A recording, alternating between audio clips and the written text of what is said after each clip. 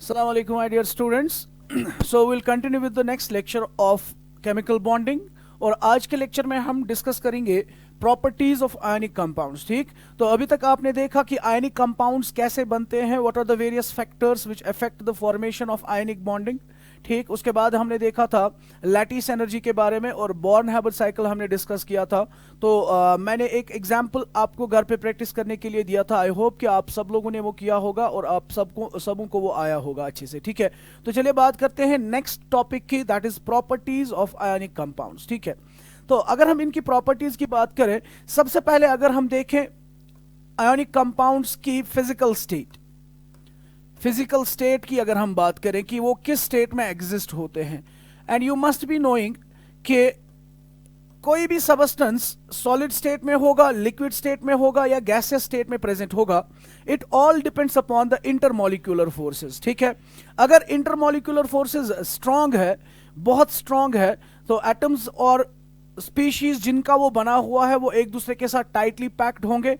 अगर वीक है, tightly packed होंगे और उस टाइट पैकिंग की वजह से वो सॉलिड स्टेट में एग्जिस्ट करेंगे। अगर मॉलिक्यूलर फोर्सेस वीक है तो वो लिक्विड स्टेट में होंगे और अगर बहुत ही वीक हैं तो वो गैसेस स्टेट में प्रेजेंट होंगे। ठीक है, now if we talk about ionic compounds, तो कल हमने देखा था आयोनिक कंपाउंड्स के दरमियान बहुत ही स्ट्रॉन्ग आयोनिक बॉन्ड प्रेजेंट होता है, जिस स्ट्रॉन्ग आयोनिक बॉन्ड की वजह से उनके दरमियान इंटरमॉलिक्यूलर फोर्सेस स्ट्रॉन्ग होंगे and the atoms will be the ions will be tightly packed, closely packed with each other. As a result of that, they will always exist in the solid form. ठीक है, तो आपने देखा होगा जो भी ionic compound, sodium chloride की बात करें वो सॉलिड फॉर्म में एग्जिस्ट करता है। ठीक है, आप मैग्नीशियम क्लोराइड की बात करें वो सॉलिड फॉर्म में एग्जिस्ट करता है।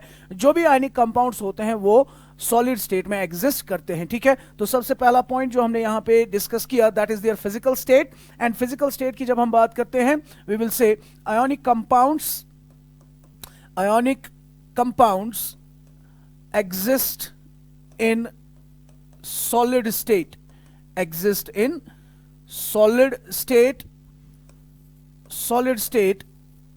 due to very strong ionic bonds या very strong intermolecular forces। ठीक, नंबर सेकेंड, दूसरी प्रॉपर्टी की बात करें, number second property is their melting and boiling points. Number second, melting points and boiling points. Now melting point और boiling point जो है ये भी डिपेंड करते हैं किसके ऊपर, ये भी डिपेंड करते हैं ऑन द इंटरमॉलिक्यूलर फोर्सेस। ठीक, सिंस हमने पहले ही बताया कि जो हमारे आयोनिक कंपाउंड्स होते हैं उनके दरमियान, उनके अंदर स्ट्रॉन्ग इंटरमॉलिक्यूलर फोर्सेस है। Now if we want to melt them, melt करने के लिए हमें क्या करना होता है, हमें उनको सॉलिड से लिक्विड स्टेट में लाना है, यानी हमें उन आयंस के दरमियान जो फोर्सेस ऑफ अट्रैक्शन है उनको वीक करना है। ठीक है, अब चूंकि इन आयंस के दरमियान जो फोर्सेस है वो बहुत ही ज्यादा स्ट्रॉन्ग है, तो you will obviously need a large amount of energy, आपको ज्यादा हीट देने की जरूरत पड़ेगी, तब जाके वो आयंस जो है एक दूसरे से अलग अलग हो जाएंगे and they will get melt और दे विल गेट बॉइल्ड। ठीक है, तो वेरी सिंपल थिंग, जितने ज्यादा फोर्सेस ऑफ अट्रैक्शन स्ट्रांग होंगे उतना मेल्टिंग पॉइंट और बॉइलिंग पॉइंट भी क्या होगा, स्ट्रांग होगा, ज्यादा होगा। ठीक है, so they have high melting points and boiling points, they have high melting points and boiling points due to strong intermolecular forces. ठीक, नंबर नेक्स्ट इंपॉर्टेंट प्रॉपर्टी जो हम डिस्कस करेंगे, that's a very very important property and that property is their solubility.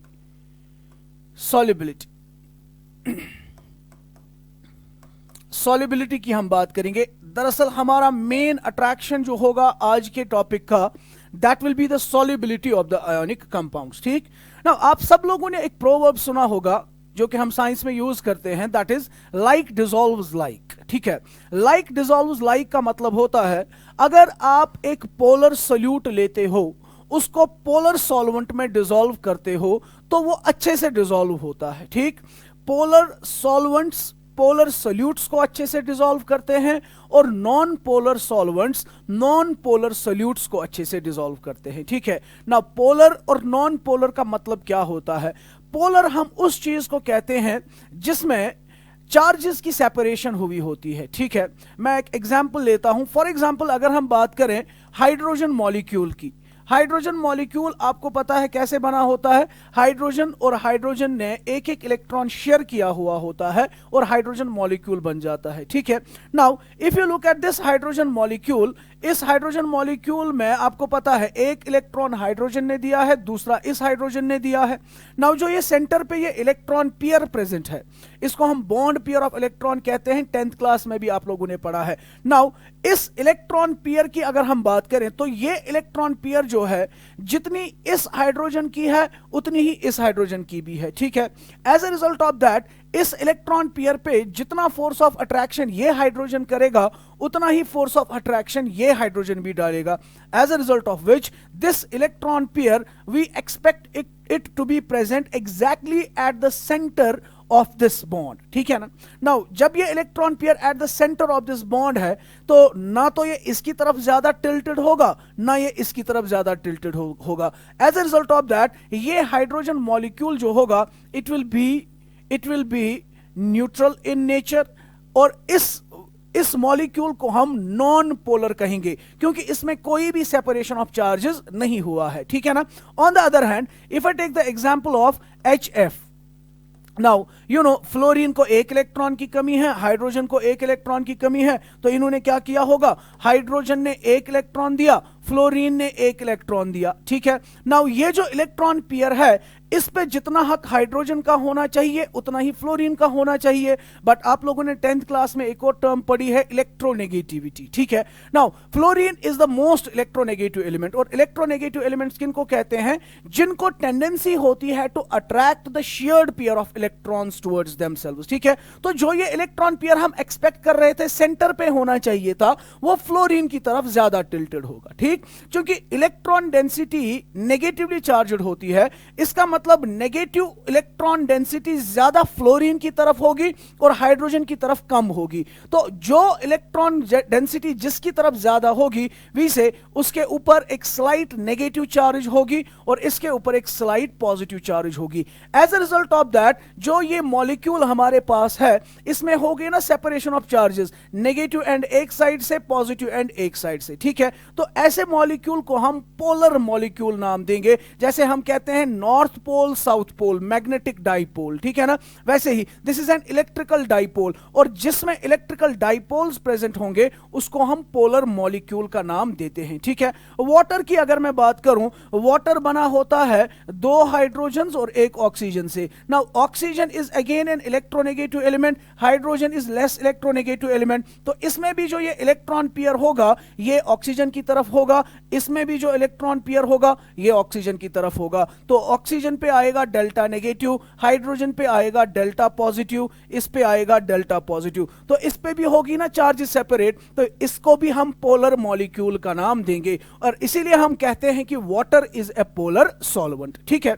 Now अगर हम water के अंदर ionic compounds को डालते हैं, ठीक है, वो वाटर का तो नेचर हमने देख लिया, water is a polar solvent, ठीक। अब अगर आयोनिक कंपाउंड्स की बात करें, मिसाल के तौर पर सोडियम क्लोराइड, सोडियम क्लोराइड आपको पता है ये कैसे बना है, इसमें सोडियम के आयंस क्लोराइड आयंस के साथ लिंक्ड होते हैं, ठीक है ना। तो इनमें भी ऑलरेडी क्या चीज प्रेजेंट है, इनमें भी ऑलरेडी चार्जेस सेपरेटेड है ना, तो मैं इनको भी कह सकता हूं ना कि ये भी पोलर है और वाटर भी क्या है, वाटर भी पोलर है। तो जब भी मैं आयोनिक कंपाउंड्स को which are polar in nature इनको वाटर में मैं डिसॉल्व करूंगा, आई विल सी वो अच्छे से डिसॉल्व होते हैं। और देखा होगा आप लोगों ने जब भी हम सोडियम क्लोराइड को वाटर में डालते हैं थोड़ी सी स्टायरिंग करते हैं हम, उसके बाद वो डिसॉल्व हो जाता है, ठीक है। दैट्स व्हाट वी से like dissolves like. So ionic compounds being polar in nature are highly soluble in polar solvents like water, ठीक है, and they will be less soluble in non-polar solvents like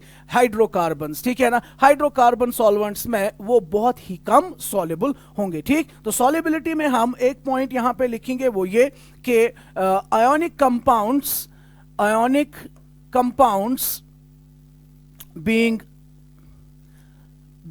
polar in nature, ionic compounds being polar in nature are highly soluble or highly soluble in polar solvents or highly soluble in polar solvents like water.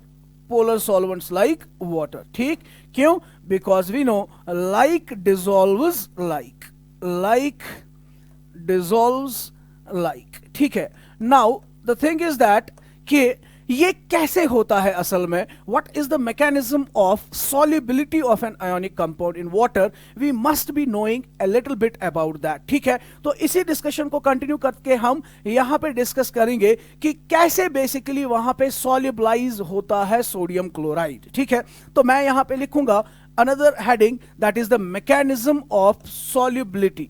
Mechanism of solubility. ठीक, mechanism को understand करने के लिए आपको सिर्फ यही चीज समझनी है कि वाटर एक पोलर सॉल्वेंट है, जो कि मैंने थोड़ी देर पहले आपको सिखाया कि वाटर कैसे एक पोलर सॉल्वेंट होगा. ठीक है, तो वाटर के अंदर आपने क्या देखा, वाटर के अंदर आपने देखे ना दो एंड्स होते हैं. वाटर के अंदर ये पोर्शन, ऑक्सीजन वाला पोर्शन नेगेटिवली चार्जड होता है और हाइड्रोजन वाले एंड्स जो है वो पॉजिटिवली चार्जड होते हैं. ठीक है, लेट्स से फॉर एग्जांपल मैंने क्या किया, मैंने सोडियम क्लोराइड को लिया. सोडियम क्लोराइड के अंदर क्या चीज प्रेजेंट थी, सोडियम क्लोराइड के अंदर था ना present Na positive and Cl negative. Na positive था और Cl नेगेटिव था. इनके दरमियान एक strong electrostatic force of attraction है. ठीक है, जब तक इन आयंस के दरमियान strong electrostatic force of attraction है, ये किस स्टेट में रहेंगे, ये रहेंगे ना सॉलिड स्टेट में. ठीक है, लेकिन अगर मुझे इनको सॉल्युबलाइज करना है, सॉल्युबलाइज होने का मतलब क्या है, आपने सॉलिड सोडियम क्लोराइड के क्रिस्टल्स वाटर में डाल दिए और आप देख रहे हो कि वो छूमंतर हो जाते हैं. ठीक है ना, वो गायब हो जाते हैं. गायब होने का मतलब क्या है, गायब होने का मतलब सिंपली ये है ना कि इन्होंने अपने क्रिस्टल लैटिस को, जो हमने लास्ट लेक्चर में टर्म बताई थी, क्रिस्टल लैटिस को ब्रेक किया होगा, यानी इस अट्रैक्शन को इन्होंने ब्रेक किया होगा, यानी Na पॉजिटिव अलग हुआ होगा और Cl नेगेटिव अलग हुआ होगा, तब जाके ये सॉलिड फॉर्म में नहीं रहेंगे, दे विल गेट सॉल्युबलाइज्ड. ठीक है ना, बात समझ में आ रही है. मगर अगर मुझे इसको सॉल्युबलाइज करना है, that means I need to break this interaction. ठीक, और इस इंटरैक्शन को ब्रेक करने के लिए ऑब्वियसली मुझे किस चीज की जरूरत पड़ेगी, मुझे जरूरत पड़ेगी ना एनर्जी की. ठीक है ना, क्योंकि यहां पे एक अट्रैक्टिव फोर्स है और अट्रैक्टिव फोर्स को ब्रेक करने के लिए एनर्जी की जरूरत होती है. ठीक है ना, अब कितनी एनर्जी लगेगी इसको ब्रेक करने के लिए. ठीक है, सिंपल सी बात है, हमने कहा था ना लास्ट लेक्चर में, हमने कहा था ना लैटिस एनर्जी. लैटिस एनर्जी किसको हमने कहा था, लैटिस एनर्जी हमने कहा था ना कि जब 1 mole of an ionic crystal lattice बनता है, उस वक्त कितनी एनर्जी निकलती है, उसको लैटिस एनर्जी कहते हैं. तो जब NaCl का क्रिस्टल बना होगा, 1 मोल ऑफ NaCl बना होगा, उस वक्त एनर्जी रिलीज हुई होगी. Let's say for example sodium chloride के बनने के वक्त 100 kilo joules of energy release हुई थी, लैटिस एनर्जी. ठीक है, अब अगर मुझे इसको सॉल्युबलाइज करना है, मुझे इसी बॉन्ड को ब्रेक करना है ना, मुझे अगर इसी बॉन्ड को ब्रेक करना है, that means again how much energy I need to supply, I need to supply again the 100 kilo joules of energy. अगर बनने के वक्त 100 किलो जूल्स ऑफ एनर्जी निकल रही है, तो ऑब्वियसली इसको ब्रेक करने के वक्त भी कितनी लगेगी, 100 किलो जूल्स. ठीक है, और इस एनर्जी को जो बनने के वक्त निकलती थी, इसको हमने क्या नाम दिया था, lattice energy. So can I simply say, can I put it like this कि अगर मुझे सोडियम क्लोराइड के क्रिस्टल को ब्रेक करना है, यानी सोडियम क्लोराइड को ब्रेक करना है, इसको सॉल्युबलाइज करना है, I need to supply energy. ठीक है, कितनी एनर्जी सप्लाई करनी पड़ेगी, सोडियम क्लोराइड की लैटिस एनर्जी के बराबर. ठीक, अब जरा समझिए, अगर मैंने एनर्जी सप्लाई की लेकिन वो एनर्जी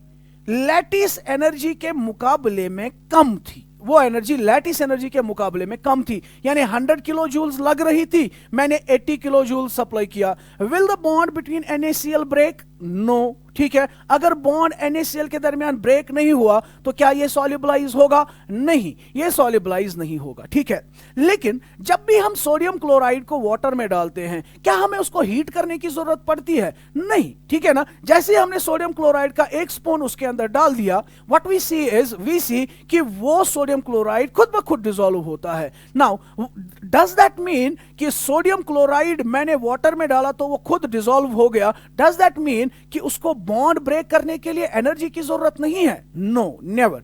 उसको बॉन्ड ब्रेक करने के लिए लैटिस एनर्जी की जरूरत है, लेकिन मुझे वो यहां से सप्लाई नहीं करनी पड़ रही है, बल्कि वहां पे कुछ ऐसा फिनोमिना हो रहा है जिस फिनोमिना में अंदर ही, सिस्टम के अंदर ही एनर्जी रिलीज हो रही है। ठीक, उसी चीज को हमें यहां पे जानने की जरूरत है। तो पहली चीज मैंने कही कि जब भी सोडियम क्लोराइड को मुझे डिसॉल्व करना हो या किसी भी आयनिक कंपाउंड को डिसॉल्व करना हो, उसको डिसॉल्व करने का मतलब उसके बॉन्ड्स को ब्रेक करना है, और बॉन्ड्स को ब्रेक करने के लिए हमें एनर्जी की जरूरत पड़ेगी। कितनी एनर्जी? Lattice energy. अगर हमने उसकी लैटिस एनर्जी से कम एनर्जी दी तो वो बॉन्ड्स ब्रेक नहीं होंगे, वो सॉल्युबलाइज नहीं होगा। हमें एनर्जी कितनी देनी है? लैटिस एनर्जी के बराबर या लैटिस एनर्जी से ज्यादा। अब वो एनर्जी जो इनको ब्रेक करने के लिए लगती है वो आती कहां से है, उसके लिए हम एक और स्लाइड यहां पे बनाएंगे। ठीक है, let's say for example I am taking the same case. मैंने यही सेम केस लिया कि ये सोडियम क्लोराइड है Na पॉजिटिव और ये Cl नेगेटिव है, और इनके दरमियान strong electrostatic force of attraction है। ठीक है,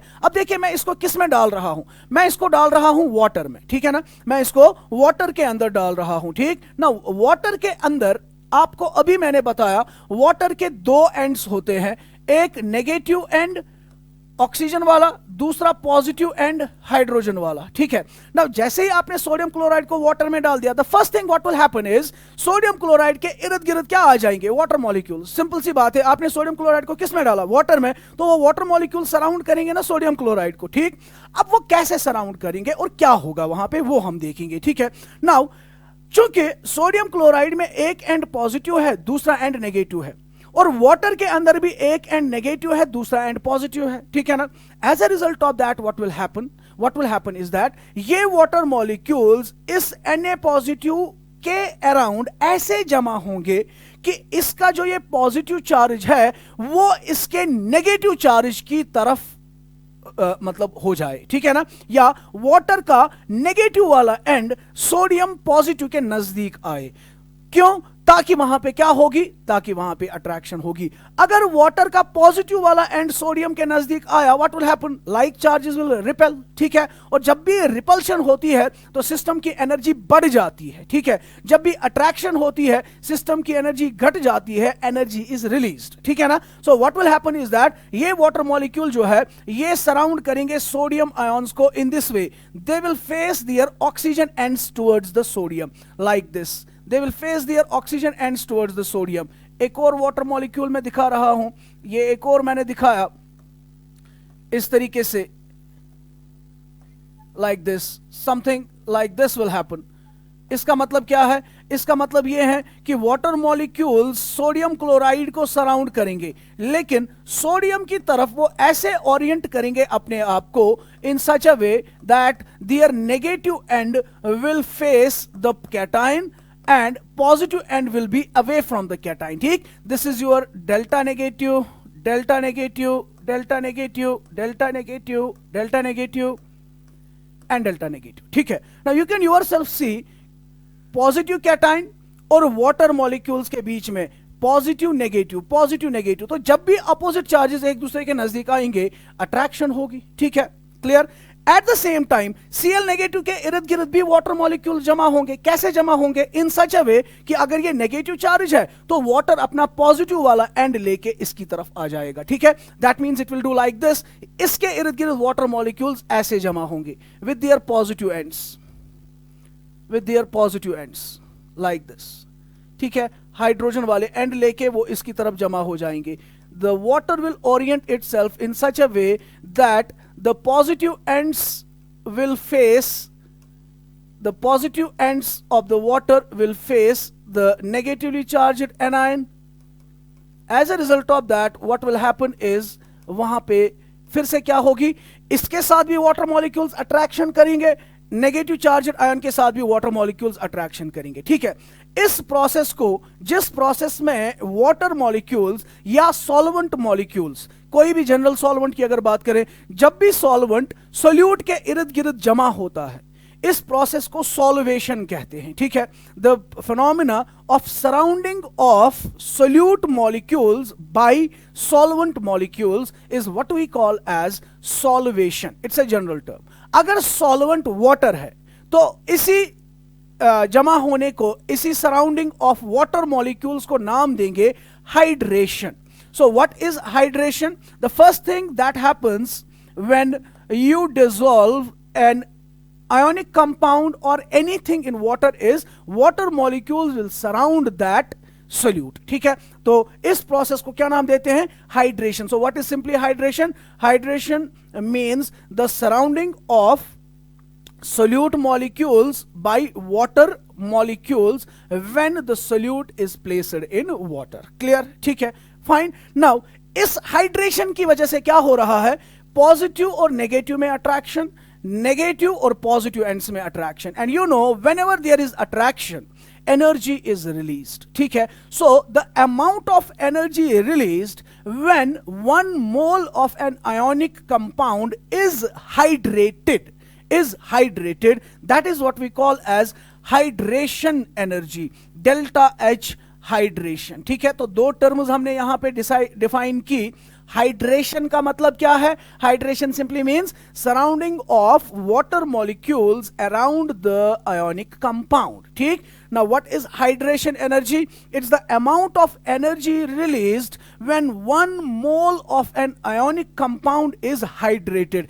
Energy कैसे रिलीज होगी भाई?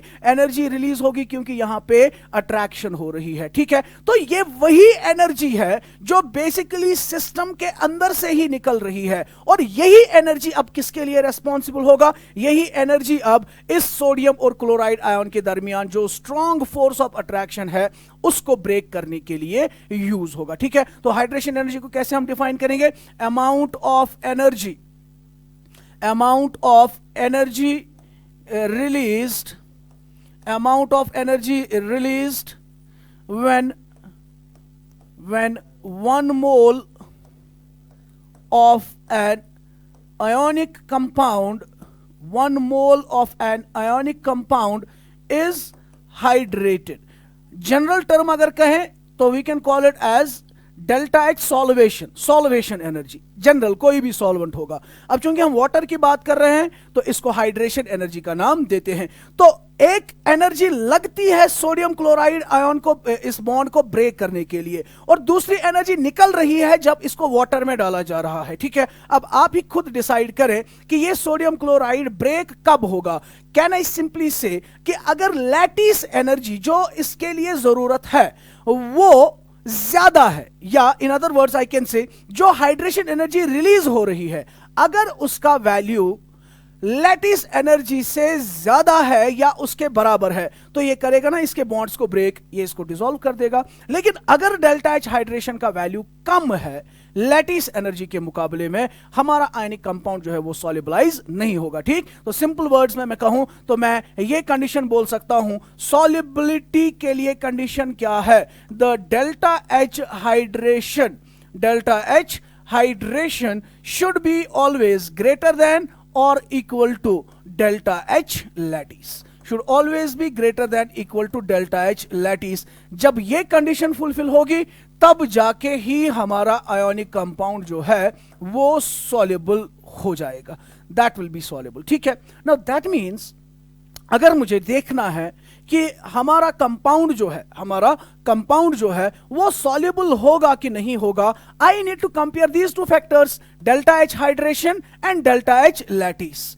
अगर डेल्टा एच हाइड्रेशन ज्यादा है as compared to delta H lattice तो सॉल्युबल हो जाएगा, लेकिन अगर डेल्टा एच लैटिस ज्यादा है as compared to delta H hydration तो वो सॉल्युबल नहीं होगा. बात समझ में आ रही है? ठीक है ना. So important thing is here that कि सॉल्युबिलिटी के लिए हाइड्रेशन एनर्जी का वैल्यू ज्यादा होना चाहिए as compared to lattice energy. ठीक है, और हमने देखा है कि लैटिस एनर्जी किस किस फैक्टर पे डिपेंड करता है. शाबाश, किस किस फैक्टर पे डिपेंड करता है? It depends upon the charge. More is the charge, more will be the lattice energy.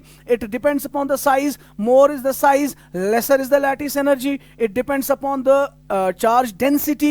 More is the charge density, more is the lattice energy. ठीक है, तो कुल मिला के बात यह है, जब भी एक आयनिक कंपाउंड को वाटर में डाला जाता है उस आयनिक कंपाउंड की हाइड्रेशन होती है, हाइड्रेशन की वजह से हाइड्रेशन एनर्जी रिलीज होती है. अगर हाइड्रेशन एनर्जी लैटिस एनर्जी से ज्यादा हुआ तो हमारा आयनिक कंपाउंड जो है वो सॉल्युबलाइज हो जाएगा. अगर कम निकल रही है तो सॉल्युबिलिटी उसकी कम होगी या वो सॉल्युबलाइज नहीं होगा. बात क्लियर है? ठीक है, नाउ हमारे पास सॉल्युबिलिटी के ऊपर क्वेश्चंस पूछे जा जाते हैं, ठीक है ना। सॉल्युबिलिटी के रिलेटेड आपको बोला जाएगा, आपको एक 3-4 कंपाउंड्स दिए जाएंगे, आपसे पूछा जाएगा इनको अरेंज करें in the increasing order of their solubilities और in the decreasing order of their solubilities. तो सॉल्युबिलिटी किसकी ज्यादा होगी किसकी कम होगी वो करेगा ना डिपेंड इन्हीं दो फैक्टर्स पे, ठीक। अब लैटिस एनर्जी हमें पता होना चाहिए किन किन फैक्टर्स पे डिपेंड करता है, we know that.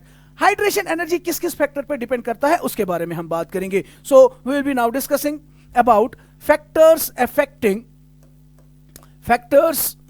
affecting hydration energy, factors affecting delta H hydration, factors affecting delta H hydration मतलब कब हाइड्रेशन एनर्जी ज्यादा होगी कब हाइड्रेशन एनर्जी कम होगी। Factors affecting delta H hydration, factors affecting delta H hydration. Now if you again remember, अगर आप फिर से याद करें, मैं फिर से दिखा रहा हूं, what is this delta H hydration? Energy release, और ये क्यों रिलीज हो रही है? क्योंकि इनमें अट्रैक्शन हो रही है। जाहिर सी बात है वाटर और इन आयंस में जितनी अट्रैक्शन ज्यादा होगी उतनी हाइड्रेशन एनर्जी ज्यादा होगी, ठीक है ना। तो ये भी है ना force of attraction he, basically ये भी फोर्स ऑफ अट्रैक्शन पे ही डिपेंड करता है। जैसे लैटिस एनर्जी डिपेंड करता था, जितना फोर्स ऑफ अट्रैक्शन ज्यादा होता था लैटिस एनर्जी ज्यादा होती थी, और जितना फोर्स ऑफ अट्रैक्शन वाटर और आयन के दरमियान ज्यादा होगा ऑब्वियसली हाइड्रेशन एनर्जी भी उतनी ही ज्यादा होगी, ठीक है। तो दैट मींस अगर हम factors affecting delta H hydration की बात करें, कैन आई से द फर्स्ट फैक्टर जिसके ऊपर हाइड्रेशन एनर्जी डिपेंड करेगा that is again the charge, ठीक है, that is again the charge, ठीक। नाउ अगर फॉर एग्जांपल आपके पास एक आयन है M पॉजिटिव, इसके इर्द गिर्द भी वाटर मॉलिक्यूल्स आएंगे, ठीक, तो इसकी भी हाइड्रेशन हो जाएगी। लेकिन अगर दूसरा आयन है M2 positive, what will happen, इसकी भी हाइड्रेशन होगी, लेकिन आपको क्या लग रहा है अट्रैक्टिव फोर्स ज्यादा किसमें होगा, अट्रैक्टिव फोर्स किसमें ज्यादा होगा, इसमें भी सेम वाटर मॉलिक्यूल्स है, इसमें भी सेम वाटर मॉलिक्यूल्स है, यहां पे आयन के ऊपर पॉजिटिव चार्ज है, यहां पे आयन के ऊपर 2 पॉजिटिव चार्ज है। तो जाहिर सी बात है जिस पे मैग्नीट्यूड ऑफ चार्ज ज्यादा होगा वो ज्यादा वाटर मॉलिक्यूल्स के साथ अट्रैक्शन करेगा, तो ज्यादा एनर्जी रिलीज होगी, ठीक है। सो can I say charge is directly proportional to delta H hydration. Charge जितनी ज्यादा होगी उतना डेल्टा H हाइड्रेशन ज्यादा होगा, ठीक। नंबर सेकेंड साइज, वैसे ही बिल्कुल साइज की अगर बात करें साइज का क्या होगा, साइज का क्या रोल होगा, साइज जितना ज्यादा होगा उतनी चार्ज डेंसिटी कम होगी, ठीक है, जितनी चार्ज डेंसिटी कम होगी उतना अट्रैक्शन कम होगी, ठीक है। So simply can I say size is inversely proportional to delta H hydration, यानी कि वही फैक्टर्स जिन फैक्टर्स पे डेल्टा H लैटिस डिपेंड करता है उन्हीं फैक्टर्स पे डेल्टा H हाइड्रेशन भी डिपेंड करता है। दूसरा क्या होगा, वॉल्यूम चार्ज डेंसिटी और चार्ज डेंसिटी, ठीक, चार्ज डेंसिटी यानी चार्ज टू साइज रेशो, जितना चार्ज टू साइज रेशो का वैल्यू ज्यादा होगा उतनी अट्रैक्शन ज्यादा होगी, डेल्टा H हाइड्रेशन का वैल्यू उतना ज्यादा होगा, ठीक है, डेल्टा H हाइड्रेशन का वैल्यू भी उतना ज्यादा होगा। सो किस किस फैक्टर पे डिपेंड करता है hydration energy, it depends upon 3 factors, charge, size and number second thing is that it depends upon the charge density, fine, ठीक। अब जो हमारे पास इंपॉर्टेंट चीज है जो हमें डिस्कस करना है that is really very important, और बेसिकली उसी के ऊपर क्वेश्चंस जो है वो पूछे जाएंगे, ठीक है, क्वेश्चंस पूछे जाएंगे। तो अगर मुझे देखना है, मुझे कंपेयर करना है सॉल्युबिलिटीज को, मुझे सॉल्युबिलिटीज को कंपेयर करना है। मिसाल के तौर पर मैंने आपके सामने ये कंपाउंड्स रखे NaCl, ठीक, KCl, ध्यान दीजिएगा, this is the most important part for the competitive exams, NaCl, KCl, RbCl and CsCl, ठीक है। आपसे पूछा जा रहा है बताइए इनमें से ज्यादा सॉल्युबल कौन होगा, इनमें से कम सॉल्युबल कौन होगा, ठीक है। ज्यादा सॉल्युबल कौन होगा, जिसकी हाइड्रेशन एनर्जी ज्यादा होगी वो ज्यादा सॉल्युबल होगा, या जिसकी लैटिस एनर्जी कम होगी वो ज्यादा सॉल्युबल होगा। क्यों? क्योंकि सॉल्युबिलिटी को डिसाइड करने वाले दो ही फैक्टर्स है, हाइड्रेशन एनर्जी ज्यादा होनी चाहिए, लैटिस एनर्जी कम होनी चाहिए। इसी से तो डिसाइड होगा कि सॉल्युबिलिटी का ऑर्डर क्या होगा। जिसकी हाइड्रेशन एनर्जी ज्यादा होगी वो ज्यादा सॉल्युबल होगा, और जिसकी हाइड्रेशन एनर्जी कम होगी वो कम सॉल्युबल होगा। अगर लैटिस एनर्जी के हिसाब से देखें तो जिसकी लैटिस एनर्जी ज्यादा होगी वो कम सॉल्युबल होगा और जिसकी लैटिस एनर्जी कम होगी वो जल्दी से टूट जाएगा, जल्दी से सॉल्युबल हो जाएगा। ठीक है ना? तो दो फैक्टर्स के बेसिस पे अब मुझे चेक करना है हाइड्रेशन एनर्जी या लैटिस एनर्जी। ठीक है, उसके लिए आप क्या करेंगे, फिर से आप देखेंगे लास्ट जैसे हमने लैटिस एनर्जी को कंपेयर किया था, if you remember, lattice energy को कंपेयर करने के लिए हम क्या करेंगे, लैटिस एनर्जी को कंपेयर करने के लिए हम फिर से वही चीज करेंगे। आई will right the ions Na positive Cl negative, K positive Cl negative, Rb positive Cl negative, Cs positive Cl negative. ठीक है, उसके बाद मैं क्या देख रहा हूं, Cl नेगेटिव हर जगह पे कॉमन है, दैट मीन्स Cl नेगेटिव का कोई भी रोल नहीं होगा। ठीक है, तो दैट मीन्स मेरे पास क्या क्या चीज बची, Na पॉजिटिव बचा, K पॉजिटिव बचा, Rb पॉजिटिव बचा, Cs पॉजिटिव बचा। ठीक, अगर मैं इनके डेल्टा H लैटिस का ऑर्डर बताऊं, ध्यान दीजिएगा बेटा, अगर मैं इनके डेल्टा H लैटिस का ऑर्डर बताऊं, can you tell me delta H lattice किसका ज्यादा होगा।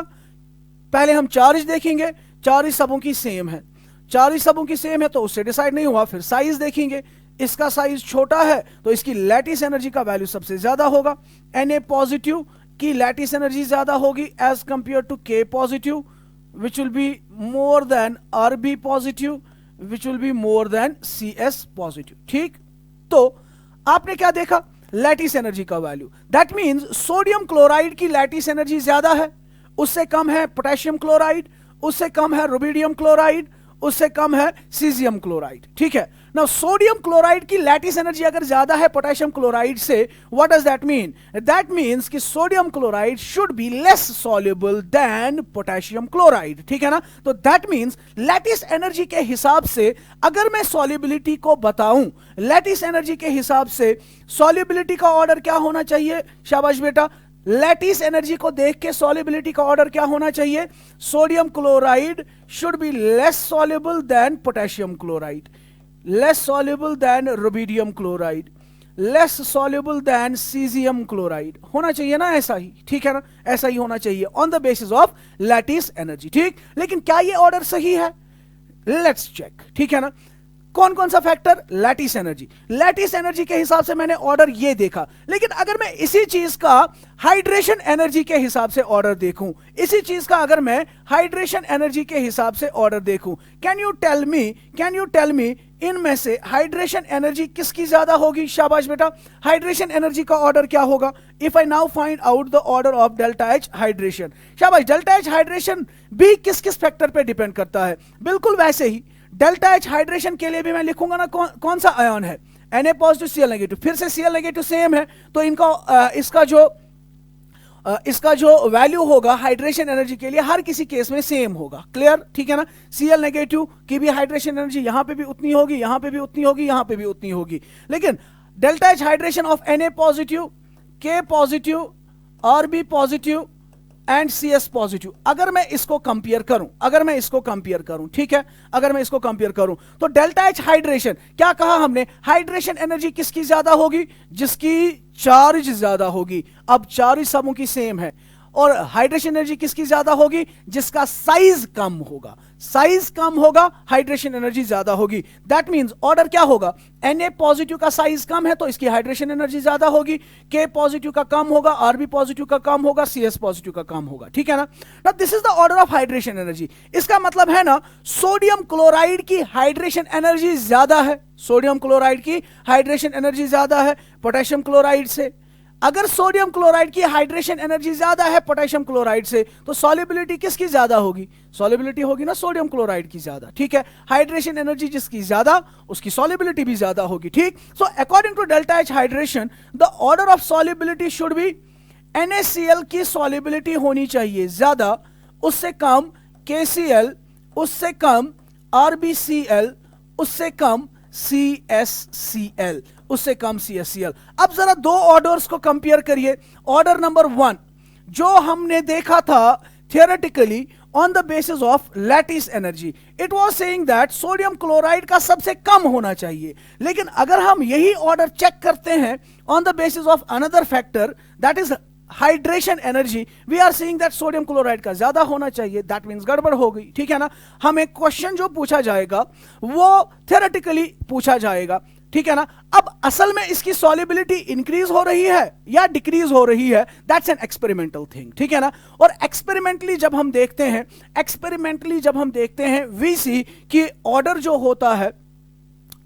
होता है वो ये वाला सही होता है, ठीक है ना। This order is the correct order, ठीक। दैट मींस मुझे पहले एक्सपेरिमेंट करना है, फिर एक्सपेरिमेंट से मुझे पता चलेगा कि असल में हाइड्रेशन एनर्जी ज्यादा इंपैक्ट डाल रहा है कि लैटिस एनर्जी ज्यादा इंपैक्ट डाल रहा है। फिर से मैं एक बार रिपीट कर रहा हूं, हमें दिए गए थे sodium chloride, potassium chloride, rubidium chloride, caesium chloride. हमें देखना है इनकी सॉल्युबिलिटीज का क्या होगा।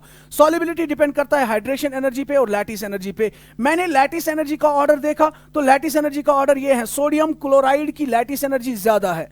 अगर लैटिस एनर्जी ज्यादा है तो सोडियम क्लोराइड की सॉल्युबिलिटी क्या होगी बेटा, कम होगी, ठीक है। तो उसके हिसाब से ऑर्डर ये होगा। लेकिन अगर मैं इसी चीज को दूसरे फैक्टर के हिसाब से देखूं, आपने बोला नहीं मैं लैटिस एनर्जी चेक नहीं करूंगा, मैं हाइड्रेशन एनर्जी चेक करूंगा। तो हाइड्रेशन एनर्जी जब आपने चेक किया, सोडियम क्लोराइड की हाइड्रेशन एनर्जी ज्यादा है। अगर हाइड्रेशन एनर्जी उसकी ज्यादा होगी तो वो जल्दी से सॉल्युबलाइज होगा। That means order should be this. तो दैट मींस अगर एक फैक्टर को आप देखेंगे तो आपको एक ऑर्डर मिलेगा, दूसरे फैक्टर से आपको दूसरा ऑर्डर मिलेगा। नाउ कौन सा ऑर्डर सही है वो एक्सपेरिमेंटली पता चलेगा। लेकिन एग्जाम में भी मुझे ये क्वेश्चन पूछा जाएगा तो मैं क्या करूं वहां पे, मैं वहां पे एक्सपेरिमेंट तो नहीं कर सकता हूं। That means we must be having some trick, ठीक है ना। हमारे पास एक ट्रिक होनी चाहिए जो ये बताए कि लैटिस एनर्जी के हिसाब से ऑर्डर कब सही होगा और हाइड्रेशन एनर्जी के हिसाब से ऑर्डर कब सही होगा। यानी लैटिस एनर्जी ज्यादा डोमिनेंट है कि हाइड्रेशन एनर्जी ज्यादा डोमिनेंट है, वो चीज हमें पता होनी चाहिए। तो बिल्कुल एक सिंपल सी ट्रिक मैं यहां पे आपको बता रहा हूं। You will remember that trick always and that is very very important for your competitive exams, ठीक है। So I am writing here trick to decide solubility. Trick to decide solubility को डिसाइड करने के लिए एक सिंपल सी trick हमारे पास है, ठीक। देखिए जी, उसके लिए आपको क्या याद रखना है, आपको याद रखना है small sized ions and large sized ions, ठीक है।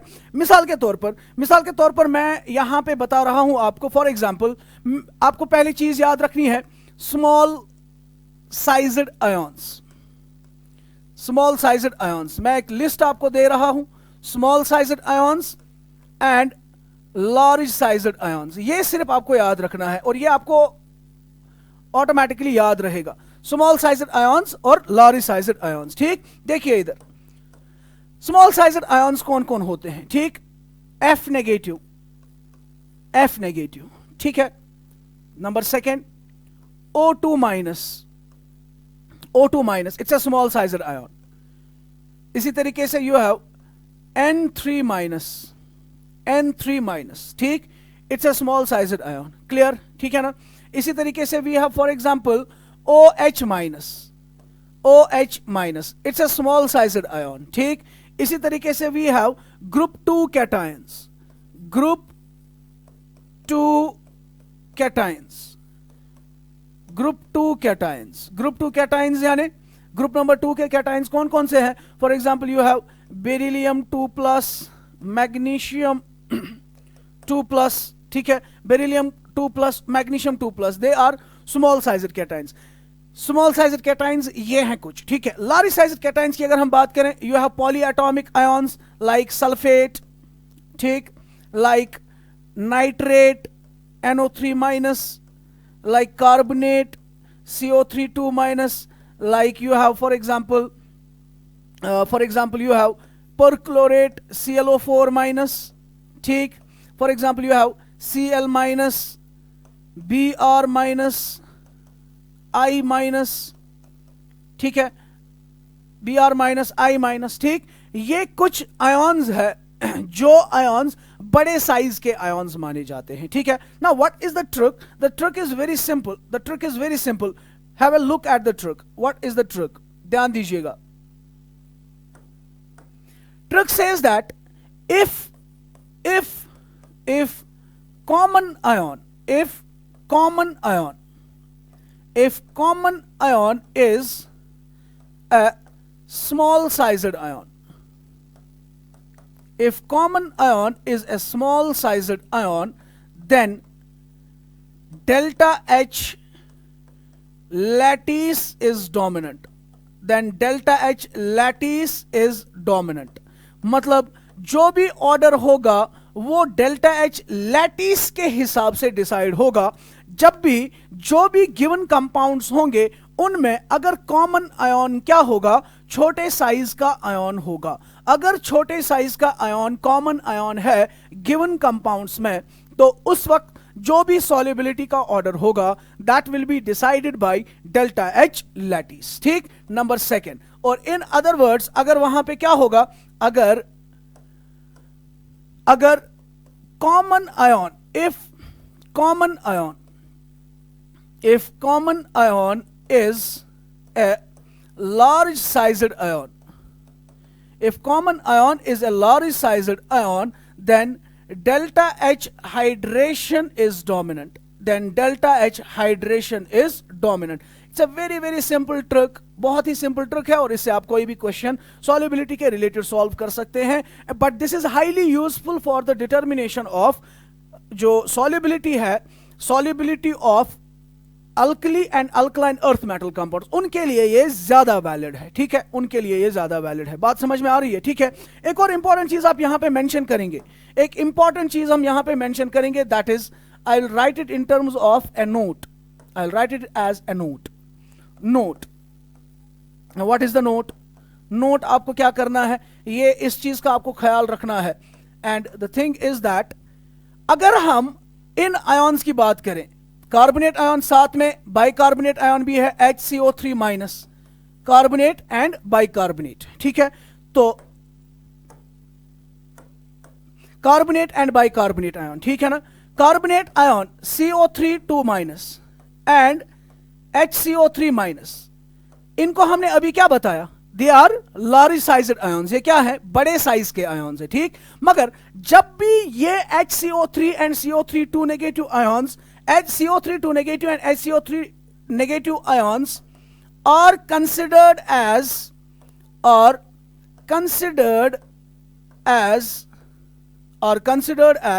small ions, or considered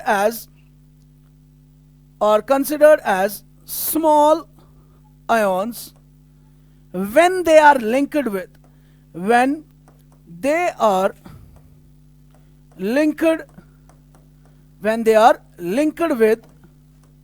alkali metals,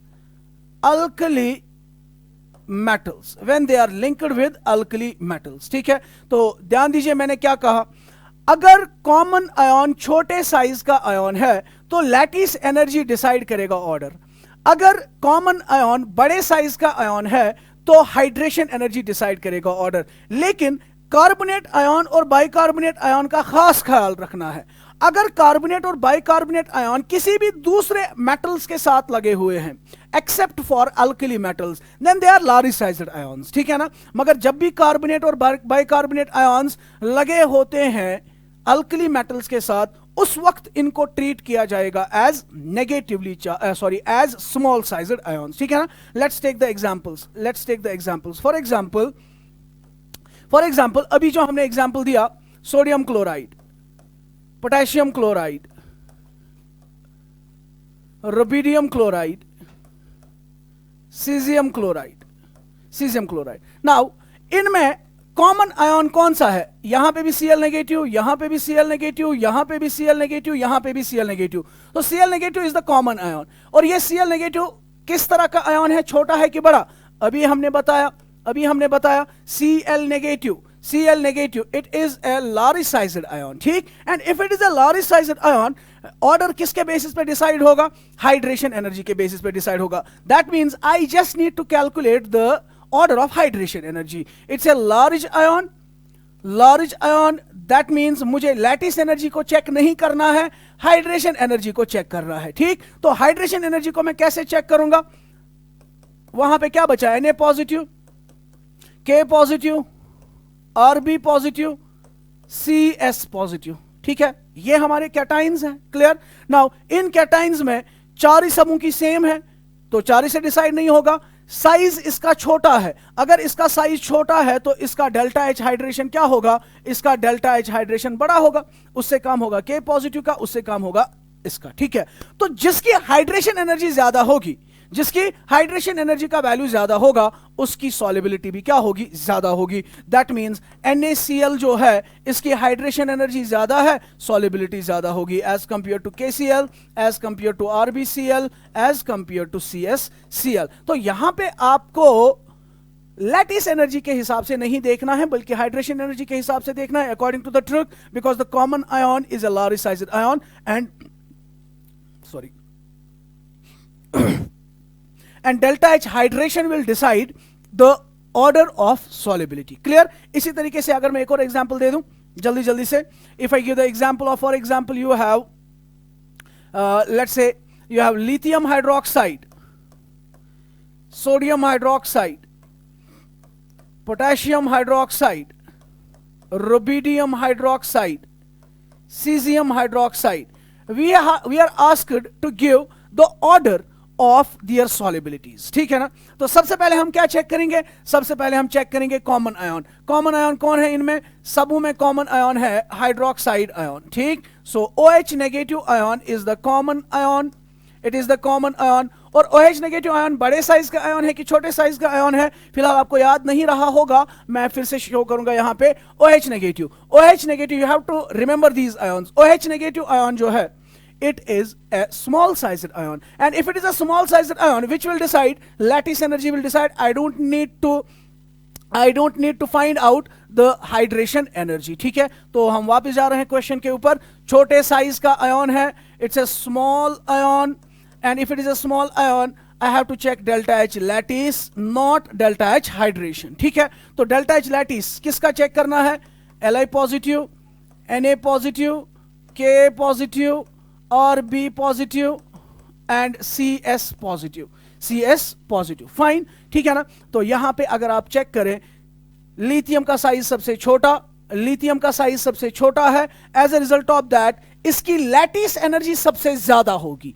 जिसकी लैटिस एनर्जी सबसे ज्यादा होगी, तो चलिए अगर मैं डेल्टा एच लैटिस का ऑर्डर बताऊं, Li पॉजिटिव का डेल्टा एच लैटिस सबसे ज्यादा होगा, CS का सबसे कम होगा। जिसका लैटिस एनर्जी सबसे ज्यादा होगा, जिसका लैटिस एनर्जी का वैल्यू सबसे ज्यादा होगा, उसकी सॉल्युबिलिटी क्या होगी, कम होगी। दैट मींस सॉल्युबिलिटी का order according to this rule क्या होगा, lithium hydroxide will be less soluble than sodium hydroxide, it will be less soluble than potassium hydroxide, it will be less soluble than rubidium hydroxide. सबसे ज्यादा soluble कौन होगा, caesium hydroxide सबसे ज्यादा soluble होगा। आई hope कि ये चीजें क्लियर हो रही है, ठीक है। लास्ट 2 एग्जांपल्स में दूंगा, आप जल्दी जल्दी से खुद इनको आप ट्राई करेंगे, ठीक। फॉर एग्जांपल मैं दे रहा हूं beryllium carbonate BeCO3, magnesium carbonate, calcium